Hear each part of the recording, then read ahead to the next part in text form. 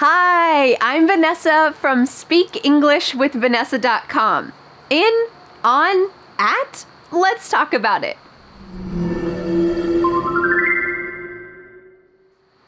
I forget, did I put it in the cabinet, on the shelf, or at the front door? In, on, and at are three little words that are often tricky for English learners. And maybe they are for you too. But today I have some good news. Today you are going to test your skills and knowledge of in, on, and at with a fun little test. Fun? Test? Yes. If you have been watching my lessons or other English content, you have been inputting real useful English. And our brains are amazing things. Our brains are always trying to sort out which words go where. Our brains are amazing at recognizing a pattern. The clouds are dark, it's going to rain. This is a pattern. But I have a little hunch. A hunch is like a guess. Do you think that these words in, on, and at are tricky for you? These little words, they're called prepositions. I have a hunch that you know more than you think you do. These words and concepts seem tricky, but our brains are amazing. You are amazing. Your brain has already created some patterns using in, on, and at. So I think you are going to do better on this test than you think you will. Am I right? Am I wrong? Let's find out. Plus, you'll learn 5 common fixed phrases using in, on, and at the end of this lesson. And of course, to help you remember everything that you've learned today, I have created a free PDF worksheet with all of the ideas, rules, concepts, sample sentences, and at the end of the PDF, you will be able to answer Vanessa's challenge question. You can download this free PDF worksheet with the link in the description. Before we start with our test, let's review a few simple rules. Each of the prepositions in, on, and at can be used to talk about space and time. Let's take a look at some examples so that we can study before the test. In, I put the medicine in the cabinet in the afternoon. Here we have space in the cabinet and time in the afternoon. We use in for an enclosed space in the cabinet and for a general time, usually a time of day, in the morning, in the afternoon, in the evening, this general time. On, I put my phone on the shelf on Monday. Here we have space on the shelf and time on Monday. Usually on is with a surface. Sometimes it's a flat surface, sometimes it's not, but we talk about on with a surface on the shelf. And for time, we're talking about a specific day on Monday, on Tuesday, on Wednesday. This video is coming out on Friday. And at, please be at the entrance of the park at 4 p.m. We have space at the entrance and time at 4 p.m. At the entrance of the park is a specific place, a specific point at the entrance of the park. And for time at 4 p.m., we are talking about a specific time at 4 p.m., at 9 p.m., at 3 a.m., this specific time. So, we've had a little review here. Don't stress too much about the rules. I want you to look into your heart as I give you these test sentences. I want you to choose which word is the best to fill in each of these sentences. Maybe you remember the rules, maybe you don't. That's okay. Remember those patterns we talked about? Your brain has created some patterns already using these 3 words. So, let's get started with sentence number 1. Did you find your coat? The closet? Did you find your coat in, on, at the closet?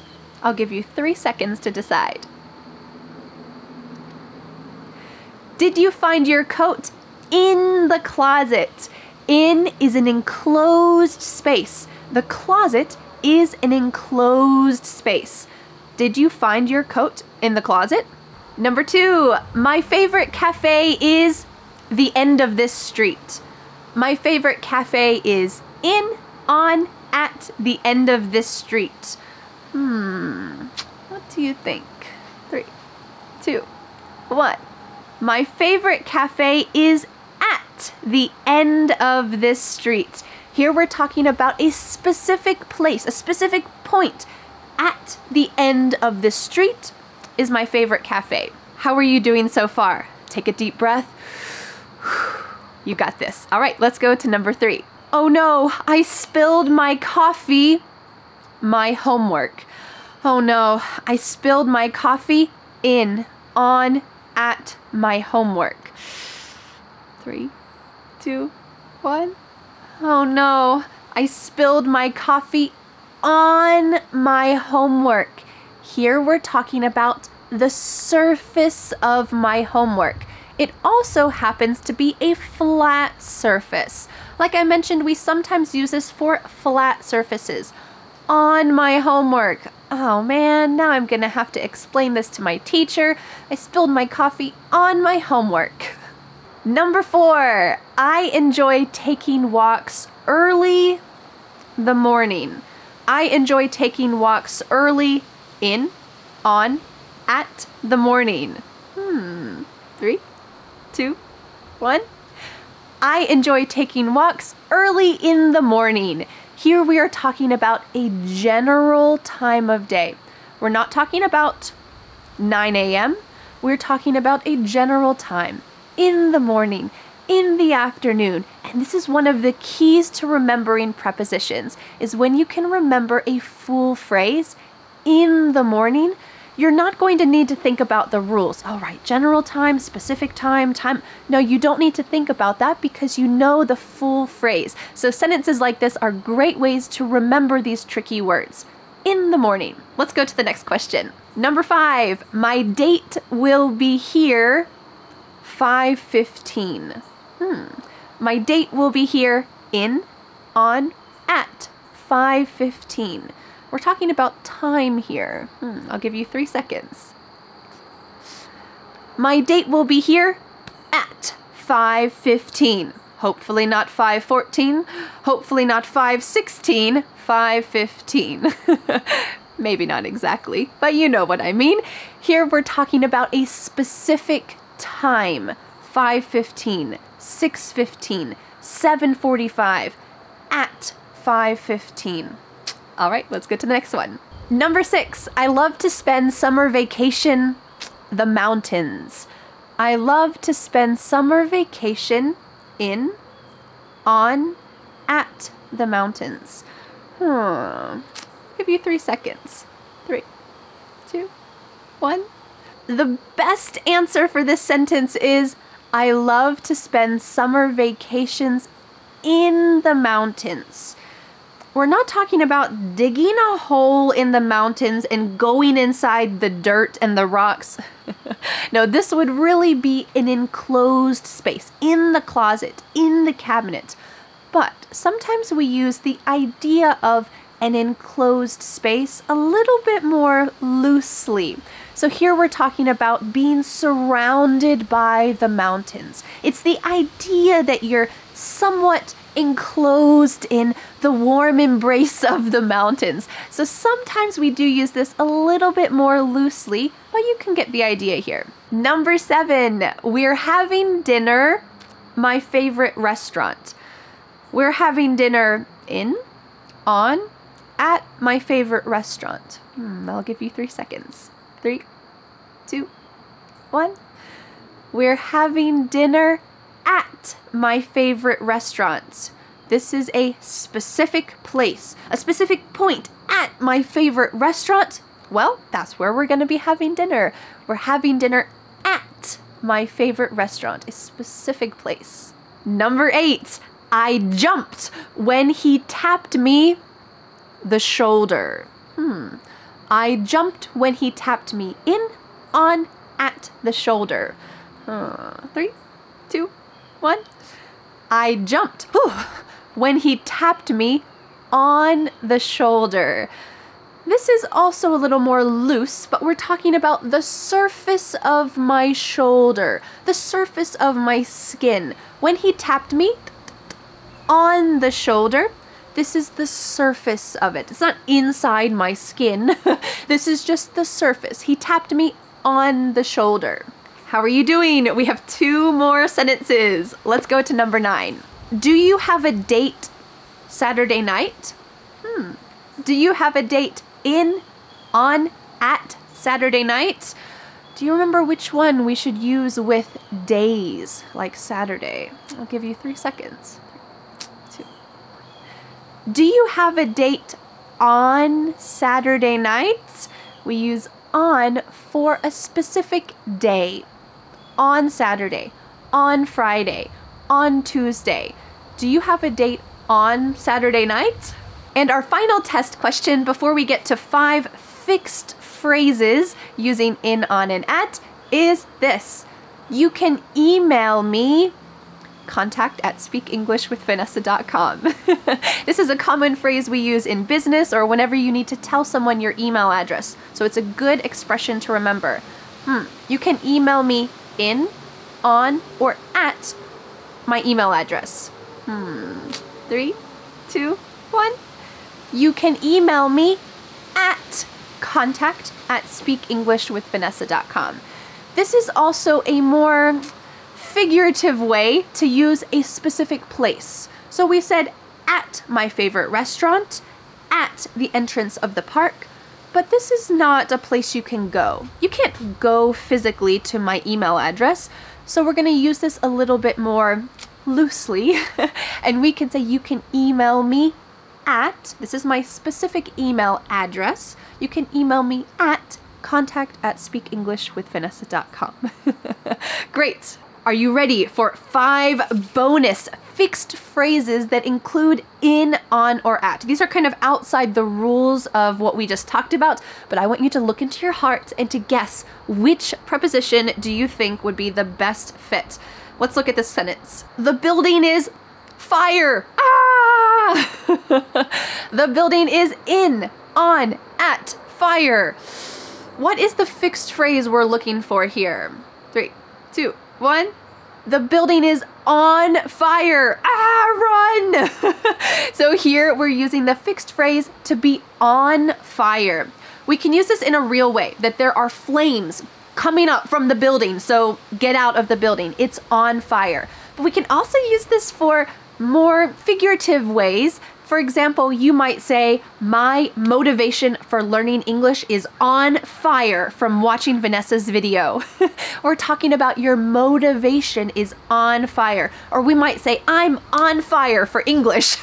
This is talking about a more figurative way of talking about fire that, of course, there is not fire on you, but we're talking about in your heart. There is an excitement, there's determination, there's motivation. I'm on fire for English.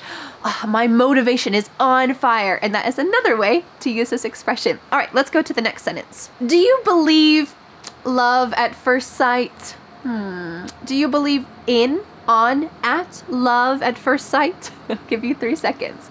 3, 2, 1. Do you believe in love at first sight? Here our fixed expression is to believe in something. You can believe in love, you can believe in peace, you can believe in your ability to learn English, you can believe in something. And this means you have hope that it will happen. You have high hopes that this will come true. I believe in love. Wonderful. Question number 13. He is really good juggling. Juggling is when you throw balls in the air. He is really good in, on, at juggling. I'll tell you in 3, 2, 1. He is really good at juggling. Here we're going to use the fixed expression to be good at something. This is used all the time.